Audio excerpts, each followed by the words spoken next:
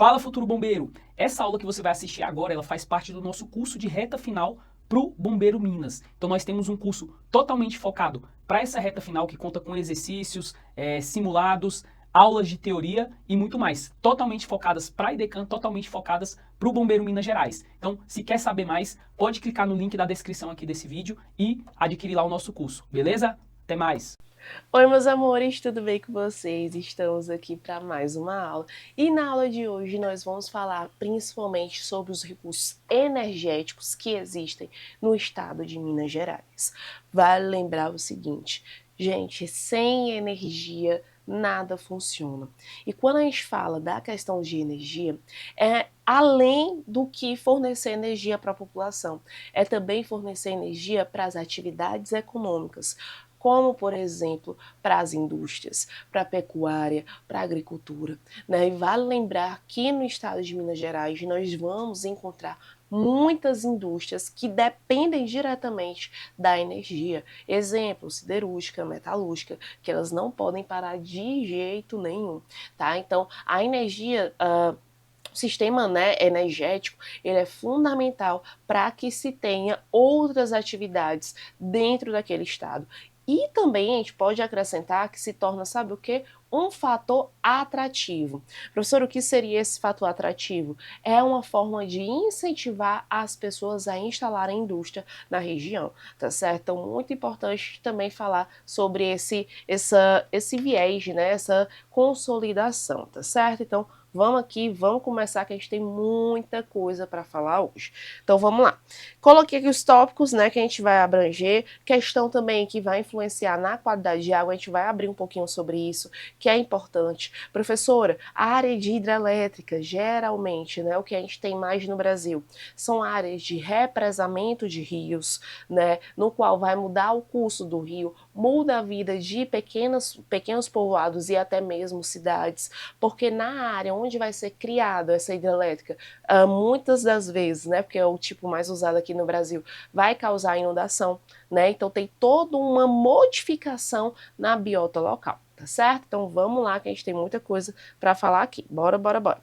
Então as usinas hidrelétricas, né, em Minas Gerais são em torno de 44 usinas hidrelétricas. É importante a gente lembrar, gente, que tem uma siglazinha para se referir às usinas hidrelétricas, que é a UHE, tá? Usina hidrelétrica, tá? Lembrando que hidrelétrica, gente, ela é considerada uma energia renovável, tá? Égua, professora, é renovável? É, por incrível que pareça, por mais absurdo que seja, né? Mas as usinas hidrelétricas, elas são consideradas renováveis. Professora, mas por que elas são consideradas renováveis? Porque, gente, a água, né, hidrelétrica, ela vai vir de onde? Da água.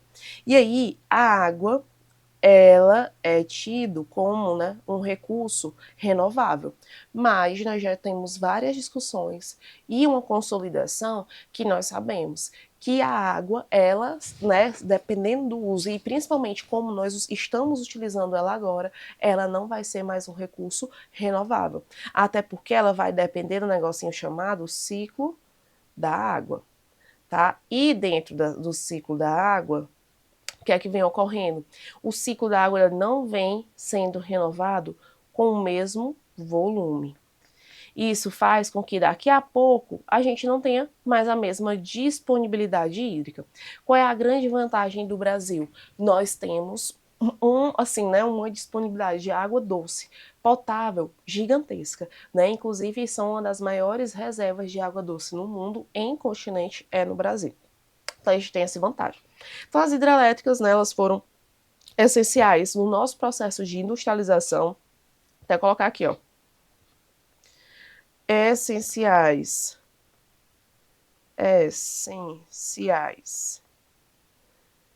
para a industrialização,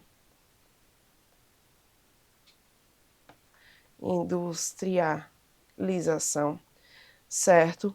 No sentido de que se eu não tenho energia, eu não tenho indústria. eu tenho que movimentar as máquinas. A indústria, ela tem as suas máquinas que são movidas à eletricidade. E, gente, detalhe, é interessante quando a gente fala das hidrelétricas, porque elas surgem como uma alternativa às termoelétricas, tá? Porque as termoelétricas, elas são movidas a carvão. E o carvão, que é o carvão mineral, é um combustível fóssil, ou seja, ele vai emitir muitos gases do efeito estufa, é extremamente poluente, tá? Então as hidrelétricas, ela tem um baixo poder assim, né, de poluição nesse sentido na questão de emissão, né, no sentido de emissão, tá certo? E aí nós vamos ter, ó, cerca de 81% da energia usada no estado vem de hidrelétricas. Professor, e o restante está aqui distribuído. Ó. Aqui eu coloquei, gente, como tem lá dentro do site do governo do estado de Minas Gerais. E aí tem as siglas, né? Coloquei até a legendazinha para a gente conseguir identificar. As usinas hidrelétricas são essas daqui, tá aqui, ó. Usina hidrelétrica de energia. Essa com Czinha é central geradora de hidrelétrica, né? A com P, vamos lá, ó, cadê a com P? Pequena central hidrelétrica. A UTE, isso aqui são termoelétricas. Daqui é a termoelétrica. Antigamente, gente, nós no Brasil tínhamos muitas termoelétricas. Ainda temos? Sim, com toda certeza. Por quê? A hidrelétrica, ela depende, né? A gente costuma falar que a hidrelétrica, ela depende de fenômenos naturais, como aquele que é o mais vital, que é quem? As chuvas. Se eu não tiver chuva, não tem hidrelétrica, não tem água na hidrelétrica para cair, tá? Então a gente vai ter um problema aí gigantesco. Já a termoelétrica, não. A termoelétrica, como ela vai ser movida a carvão mineral, não é o carvão vegetal, que inclusive em Minas Gerais a gente tem produção, né, de carvão vegetal, mas aqui é o mineral, ele vai emitir muitos poluentes, né? E aí a hidrelétrica, ela surge como uma alternativa. Hoje nós temos outros tipos de energias, como por exemplo a fotovoltaica, né, a eólica, que também é muito utilizado, tá aqui, ó, né, eoliétrica, né, que é através do movimento do vento, que também são considerados tipos de energias renováveis.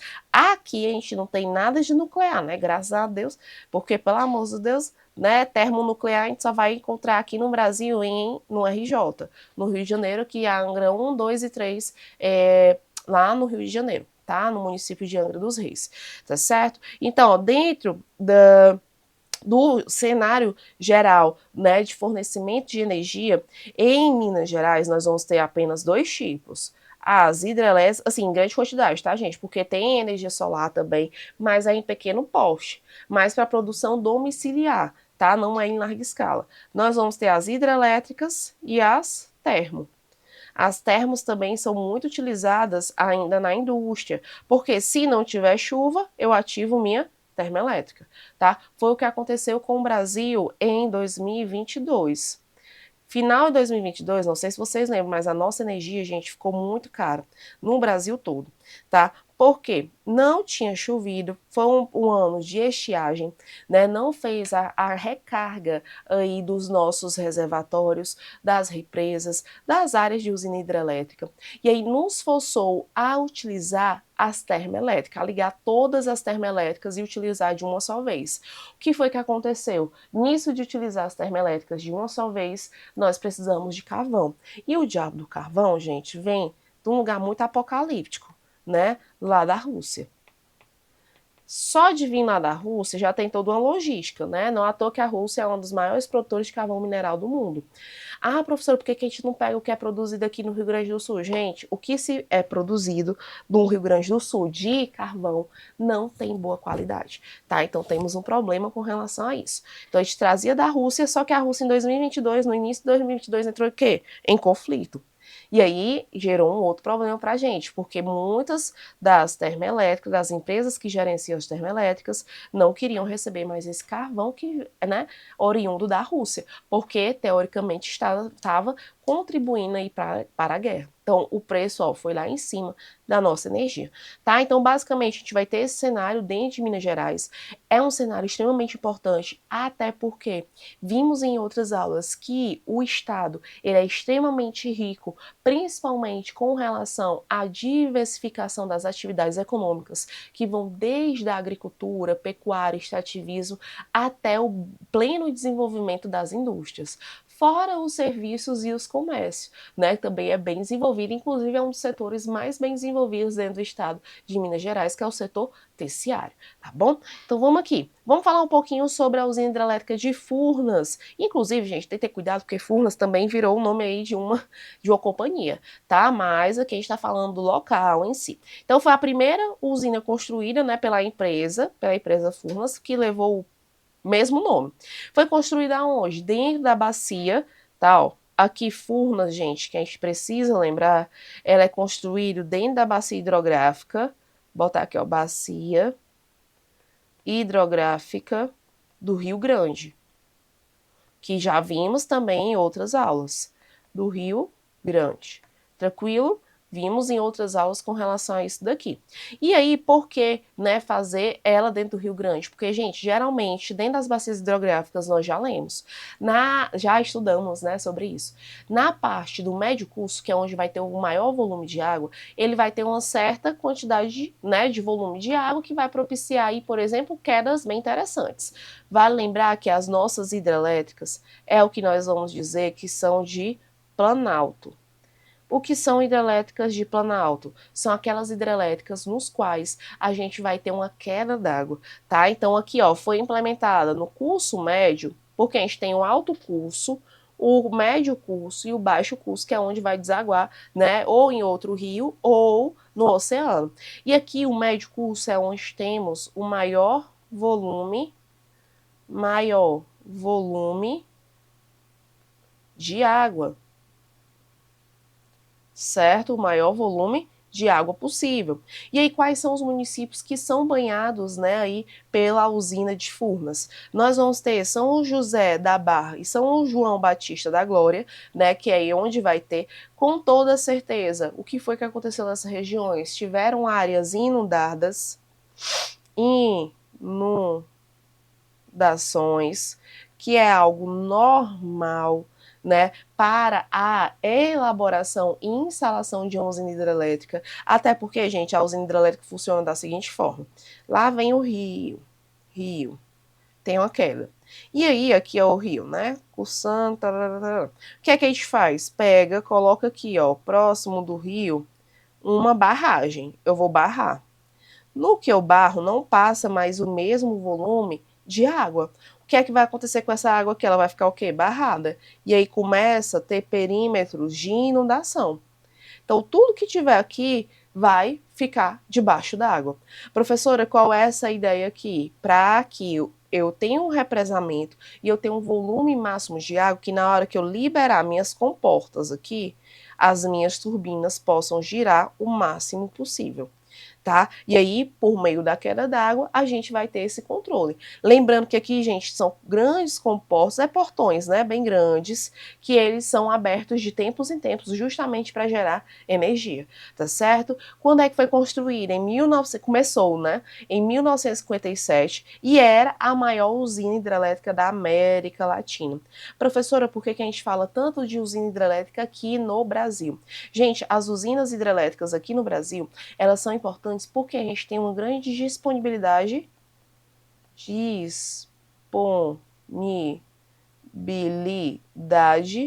hídrica,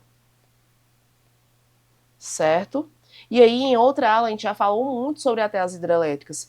Praticamente todas as bacias que nós temos dentro do estado de Minas Gerais vai ter usinas hidrelétricas, né? Uma delas, né, que faz parte aí da bacia do Paraná, é a segunda maior hidrelétrica do mundo. Então a gente não está falando de coisinha, né, coisinha pequena, singela, não. Nós estamos falando de coisas extremamente, né, de empreendimentos de alto porte, de alto nível, com alta geração de energia, tá? Então essa usina, né, a usina de Furnas é extremamente conhecida. até porque vai unir 3 grandes metrópoles, Minas Gerais, São Paulo e Rio de Janeiro. Lembrando que vai fornecer energia para todo mundo, né? Ela entrou em funcionamento só em 1965. Ah, professora, por que ela começou, né, a ser construída e só em 65 começa a entrar em funcionamento? Porque a gente demanda tempo. São obras gigantescas, nos quais elas precisam ser, por exemplo, testadas. E no meio desse tempo, tem que alicerçar e meio que apertar, né, a parte do empreendimento que ainda precisa colocar para rodar. E aí são empreendimentos que a gente chama de alto impacto. Alto impacto. Tanto o impacto do lado bom quanto o ruim, porque vocês devem lembrar que a palavra impacto ela tem 2 sentidos.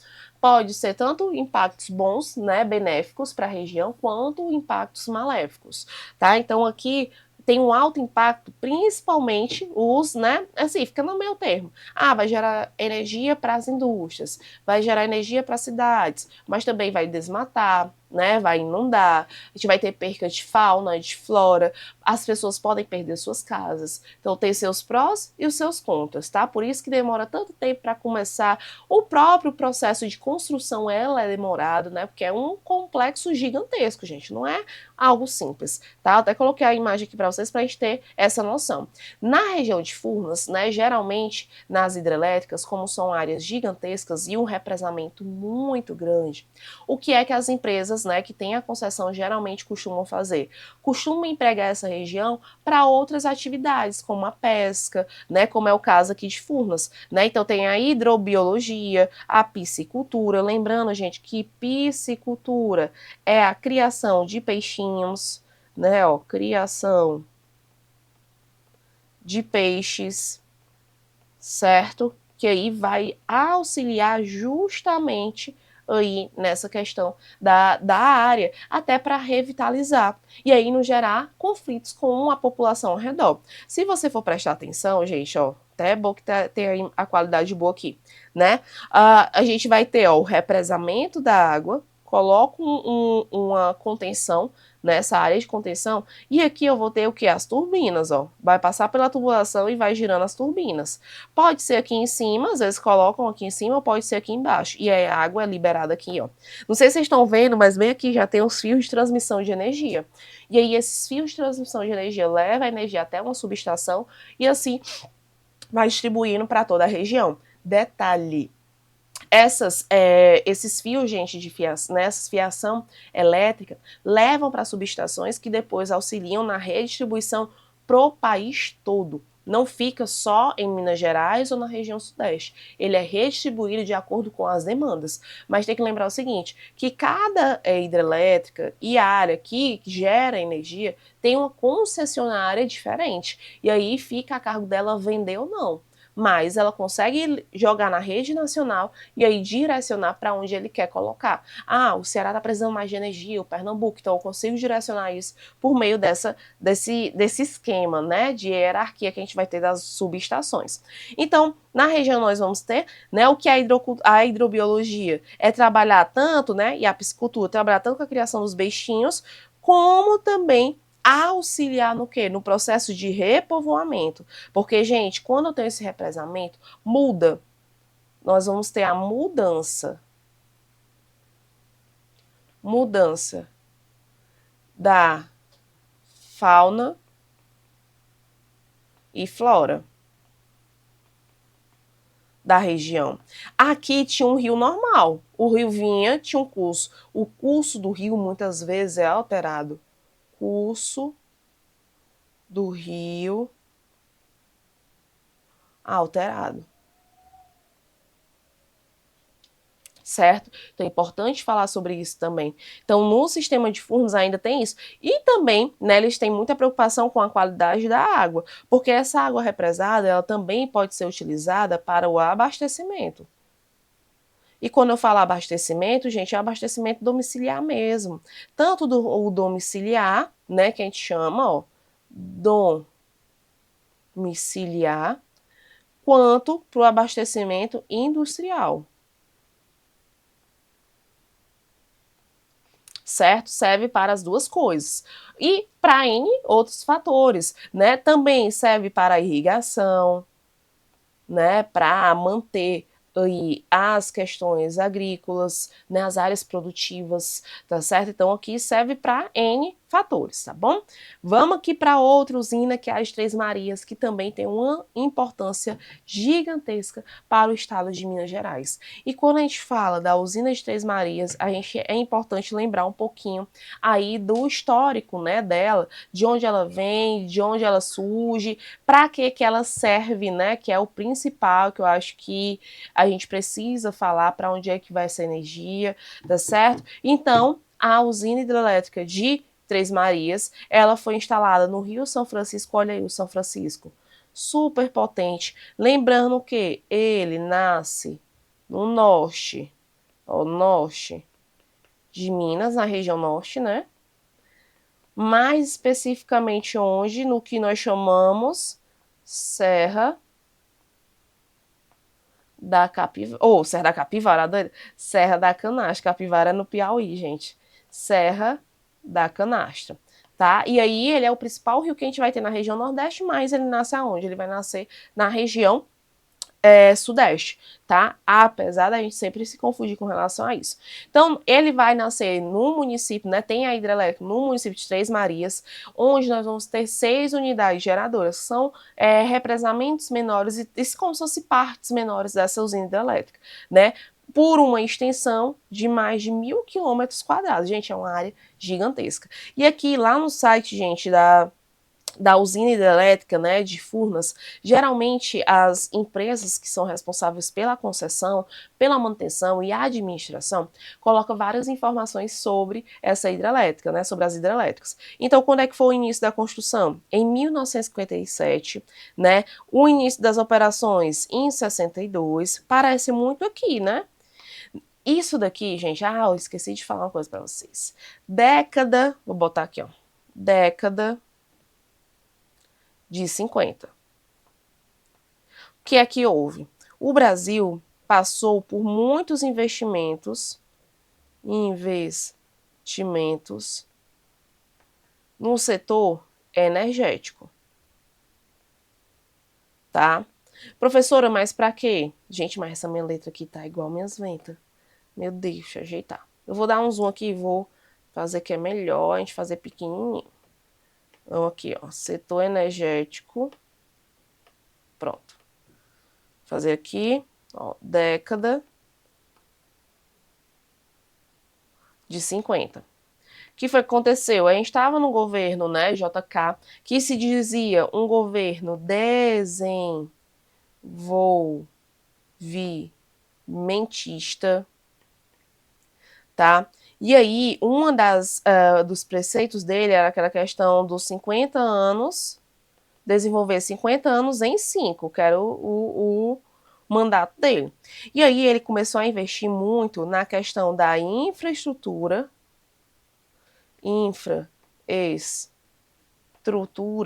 energética.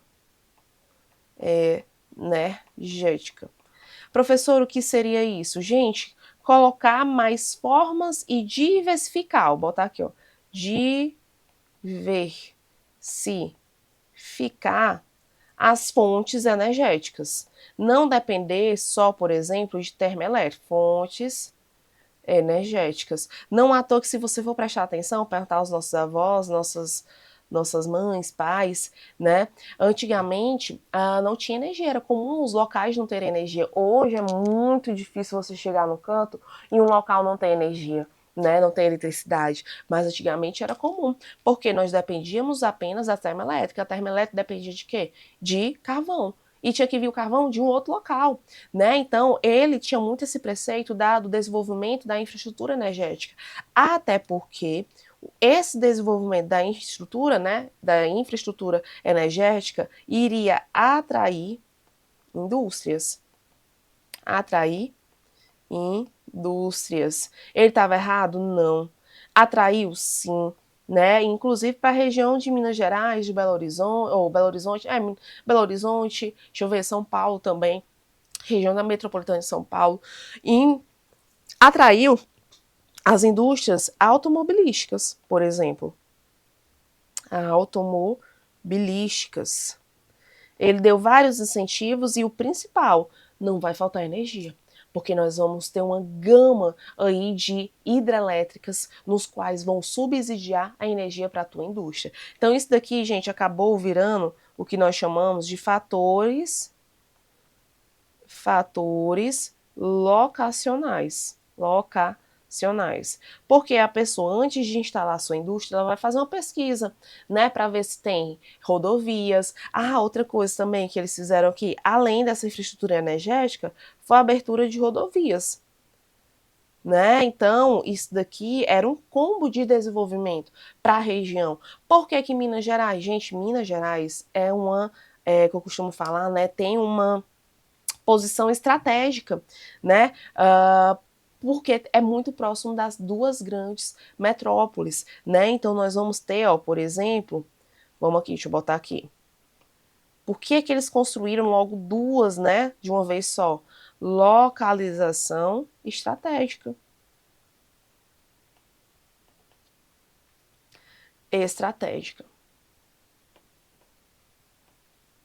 Certo? Professora, mas por que é estratégico? Porque, gente, eu estou fornecendo, gerando energia nas áreas mais industrializadas, geralmente é muito urbanizado, São Paulo, Rio de Janeiro, não tinha mais onde estar colocando hidrelétrica, e aí eu gero muito próximo e eu já jogo na rede e já chega na região. Então, minhas indústrias vão ter sempre o quê? Disponibilidade de energia, tá? Então, aqui, ó, tudo feito de forma muito, como é que eu falo? Pensada. Tínhamos dinheiro? Não. Né? Pedimos dinheiro emprestado? Sim, porque a gente é daqueles, né? A gente não desiste nunca, a gente foi até o final. Então, por isso que esse período da década de 50 a 60 foi um período de largo desenvolvimento, de largos passos, principalmente relacionado à diversificação da nossa matriz energética, saindo apenas das termoelétricas e adentrando aí a seara das hidrelétricas. Em pleno 2024, que é que nós temos, qual é o cenário? Ainda temos como gerador de boa parte da nossa energia as hidrelétricas. Contudo, vale lembrar que nós temos uma maior gama, porque tem uma eólica, tem uma solar, né? Tem vários outros tipos que podem auxiliar, não é que vão substituir, mas podem auxiliar aí essa questão da geração de energia por meio das usinas hidrelétricas, tá certo?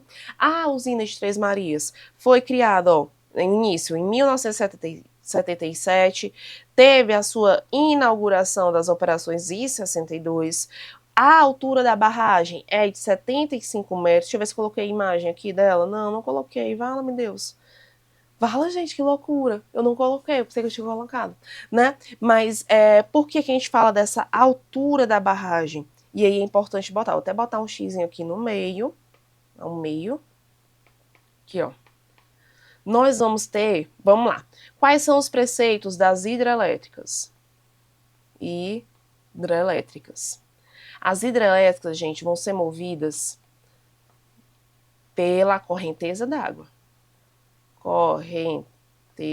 Correntes de água, certo?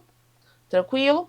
Mas eu preciso que no início, né, lógico, naquela época, na década de 50, eu precisava que existisse uma queda d'água para justamente represar, colocar minhas turbinas e gerar energia, tá? Por isso que as hidrelétricas, a maioria aqui no Brasil, elas são encontradas em rios de planaltos. Professor, o que são os planaltos? Vou botar bem aqui, ó, planalto. Um rio de planalto, gente, é que ele vai ter o que nós chamamos a queda d'água, ó.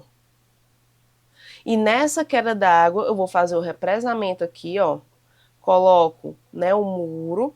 E dentro desse represamento, eu vou colocar minhas turbinas, no qual, com o movimento da água, eles vão o quê? Se movimentar, gerando energia aí pra gente, tá certo? Então, os nossos rios precisam ser de planaltos, porque tem que ser em áreas que tenham uma queda d'água, tá certo? Então, não esqueçam, mas nós vamos ter dois tipos de usinas. Deixa eu só grifar aqui, ó.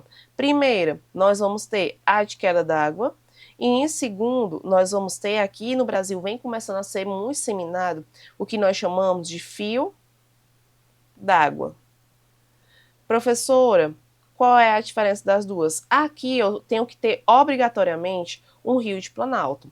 Já na de fio d'água, o rio ele pode ser rio de planície. Então, um rio que é baixinho, que ele corre na sua planície, né, fluvial, ele também pode gerar energia. Qual é o pressuposto dele? É o seguinte, vou colocar aqui, ó, curso d'água,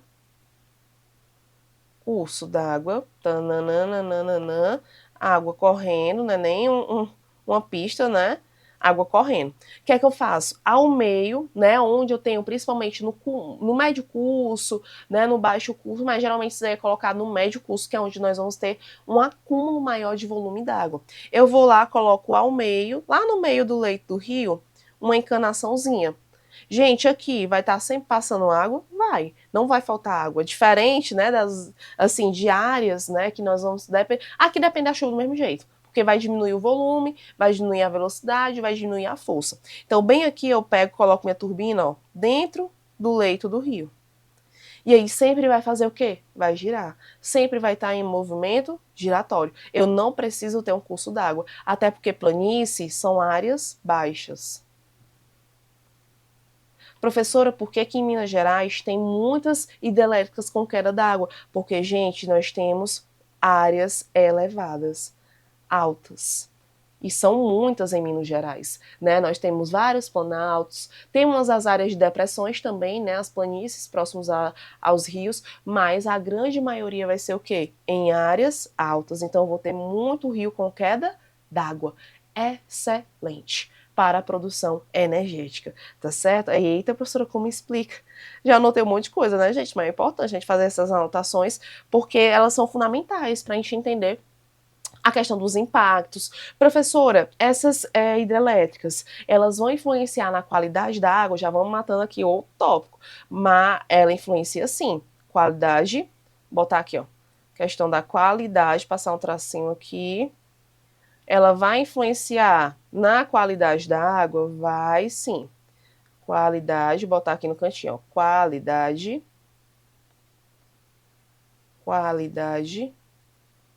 da água. Professora, como é que ela vai influenciar na qualidade da água? Gente, quando essa água ela é represada, ela vai mudar toda a microbiota daquela região. Por exemplo, a quantidade de algas. A quantidade de algas que nós vamos ter na região. Que isso daqui pode ser alterado causando um processo chamado de eutrofização. O que é eutrofização? É o excesso de matéria orgânica, ó, grande quantidade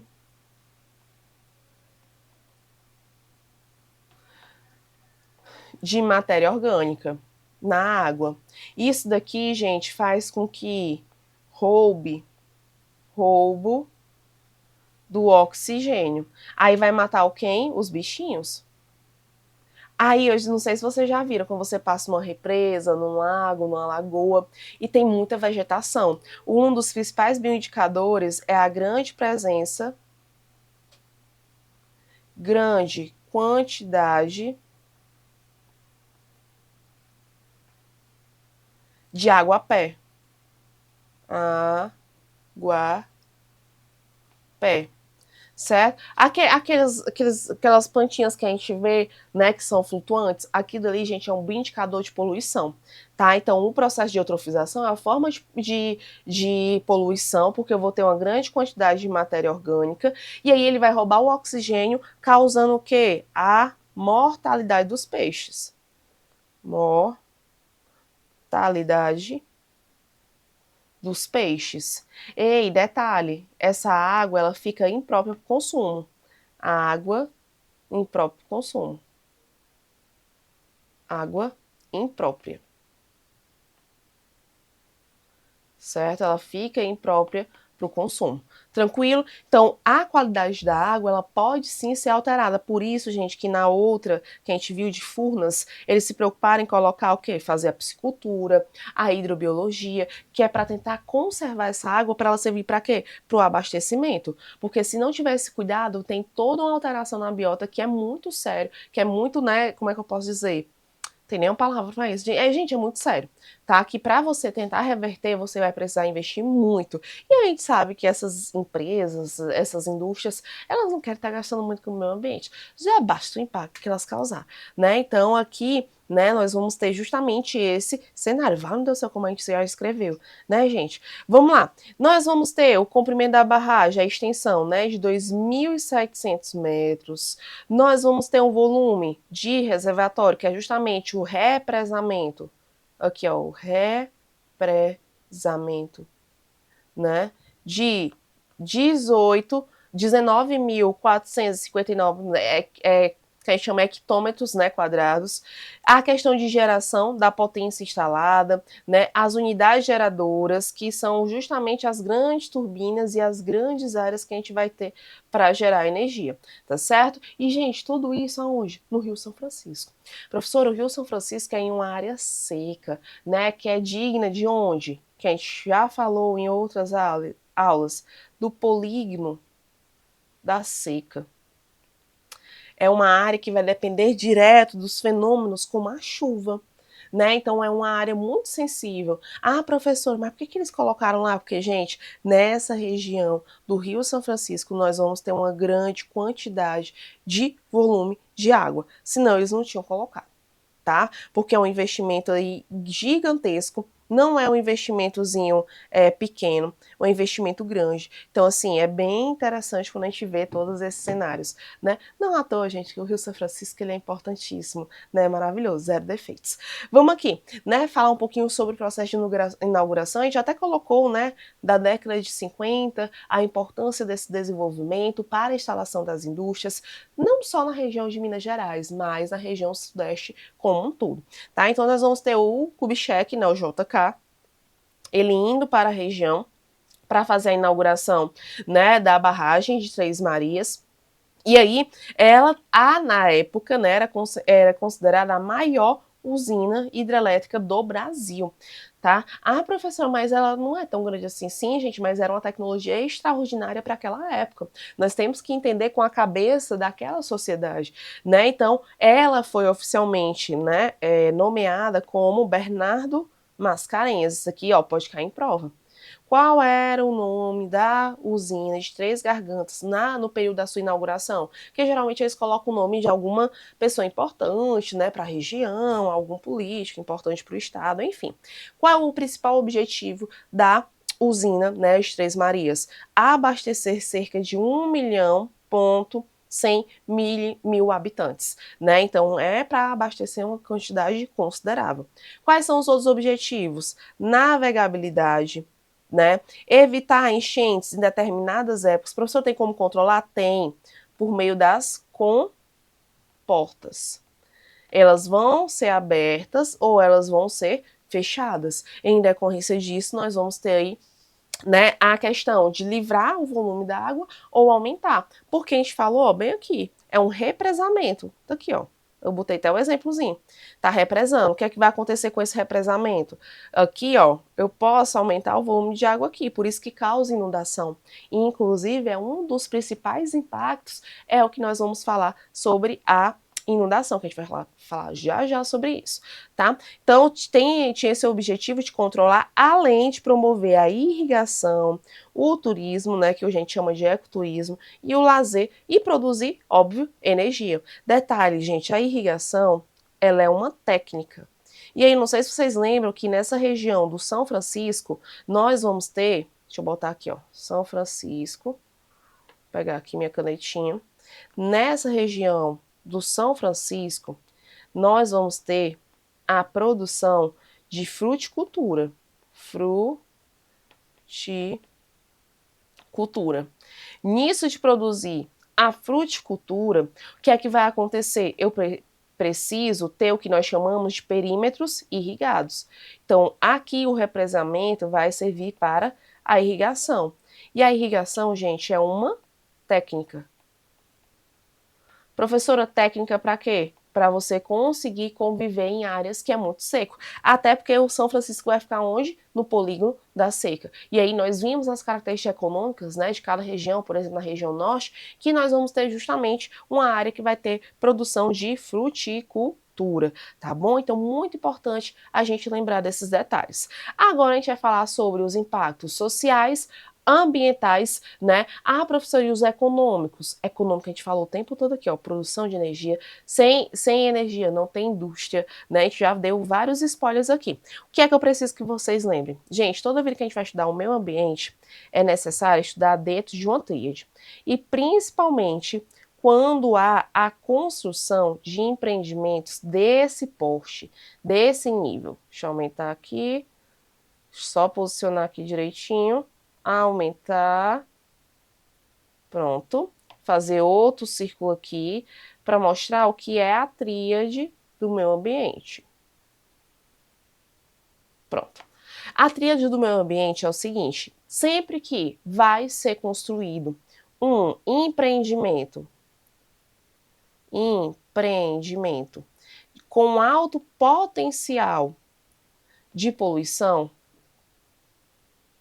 com alto potencial de poluição, o que é que acontece? Nós precisamos, né, aí fazer, sabe o quê? Fazer um estudo de impacto ambiental, que é o que nós chamamos de EIA-RIMA. Estudo de impacto ambiental e relatório de impacto ambiental, tá? Então, nós vamos levar sempre em consideração, gente, eita, como essa letra ficou horrível, meu Deus. Ó, EIA, tracinho, rima. O EIA, gente, que é o estudo de impacto, ele tem termos extremamente técnicos, não é todo mundo que consegue ler. Para que a população do local entenda o que está acontecendo com a construção, o que é que vai ser os efeitos, é feito o RIMA, que é o relatório, que ele é menorzinho, ele é um livrinho pequenininho, bem fininho. Já o EIA não, são vários volumes, com 300 páginas, 400, 500, 500, 600. Já peguei aí de empreendimento, gente, tinha 6 volumes, cada um com 600 páginas. Então, assim, monografias e monografias, né, que são feitas. Mas é importantíssimo. E aí, dentro delas, elas vão considerar 3 fatores. A questão econômica, vão levar em consideração o setor ambiental e vão levar em consideração também o social, que é a população. Aqui, no caso, nós vamos falar muito sobre o ambiental e o social. O econômico, a gente já falou muito sobre isso. E aqui é um empreendimento no qual deve, né, pensar aí como alicerçar, como minimizar os impactos em todos esses âmbitos. Quando a gente faz isso daqui, é para mensurar, ó, mensurar os impactos. Detalhe, gente, que até dicas, caso vocês façam redação, né, no concurso e tal, impacto tem 2 sentidos. Pode ser um impacto bom, como pode ser um impacto ruim. Certo? Então tem que ter bastante cuidado com relação a isso. Então vamos ver aqui os impactos das usinas hidrelétricas, que são importantíssimas, né, para a região, para o estado de Minas Gerais, até porque gera riqueza, né? Vamos lá, os impactos ambientais. Vou dar um zoom aqui para a gente ver melhor. Os impactos ambientais são o seguinte: deteriorização das margens, né, por assentamentos urbanos não planejados, tá? Professora, como assim? Aqui pode ser tanto a retirada, como você vai ter que reassentar esse povo em outra região. Aqui no Ceará a gente vai ter não é nem uma usina hidrelétrica, gente, é uma barragem, no qual serve para o abastecimento da região metropolitana de Fortaleza. E na construção dela, que é o Castanhão, que a gente chama, ele foi necessário desalojar, desapropriar muitas casas. Foi quase praticamente um distrito todo, que era o distrito de Jaguaribara. E aí o Estado construiu a nova Jaguaribara, com as casas parecidas, tudo bem bonitinho. Mas, mesmo assim, o povo não se adaptou, teve um alto nível de depressão, muitos casos de suicídio, até porque eram muitos idosos. E a nova cidade, que é a Nova Jaguaribara, ela ficou sem vida, né? Isso aqui acontece demais. Principalmente, essa daqui é muito sensível quando nós falamos em terras indígenas. Gente, terra indígena carrega toda uma marca, né, e cultura daquele povo, que são inclusive nossos povos originários, né? Então por isso que é muito sensível com relação a isso. Outra, perda de benfeitorias, plantações e áreas agricultáveis ou alagadiços. Por quê? Tudo aqui vai ficar alagado, debaixo d'água. Não vai ter mais nada. Né? Não vai ter mais nada, uma palavra muito forte, mas vai ficar submerso, tá? Então aí já gera um problema. Outro, inundação em áreas utilizadas para pecuária ou reflorestamento, as plantinhas debaixo d'água, tá? E aí a gente pode causar problemas, por exemplo, em vegetação que é endêmica daquela região. Né? E aí é um problema muito grande quando a gente tem esse cenário. Outra, destruição da vegetação natural. Isso daqui pode causar a extinção. Eu lembro, gente, que na época da construção de Belo Monte, né, teve todo um burburinho com relação a isso, apesar de lá ser de fio d'água, houve um perímetro lá que foi inundado, e aí os biólogos, né, estavam fazendo um remanejamento dos bichinhos, é pegar bichinho por bichinho, guardar e soltar em outras regiões, porque aquele habitat natural já não teria mais, tá? Um outro exemplo disso são as perdas, né, de fauna e de flora aquática, é modificada. Por isso que lá nas difurnas eles fazem a questão da hidrobiologia, para tentar manter o que era antigamente, porque a gente tem essa diferenciação, né, essa modificação. Outra, a supressão da vegetação acaba, aumento da poluição da água devido às obras, né, realizadas para a construção da usina.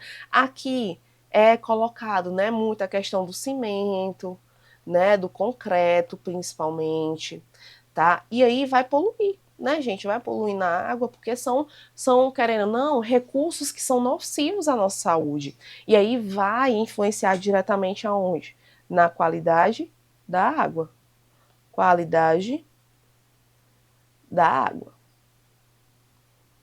Certo? Tranquilo. Vamos lá. Outra coisa, a acentuação do assoreamento do rio. O que é o assoreamento? O assoreamento, passar um tracinho aqui maior e vamos falar sobre ele. Assoreamento. O assoreamento, gente, vou botar aqui para baixo. Assoreamento é quando a gente vai ter a formação, ó, formação, botar de azul, me obrigar a enxergar, né? Formação de bancos de areia.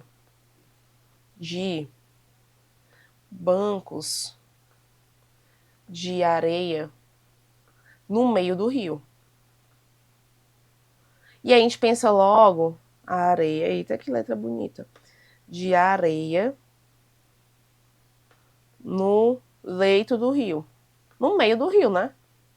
E aí, gente, o que acontece? Nós vamos ter a formação desses bancos de areia dentro do rio, aí que a gente pensa logo, o rio tá com um volume baixo. Não é, é porque ele carreou, aqui é o processo de carrear muitos sedimentos, ou acumular em decorrência, por exemplo, da grande quantidade de matéria, né, colocada para a construção. Isso daí pode também carregar, modificar a sedimentação da região, tá certo?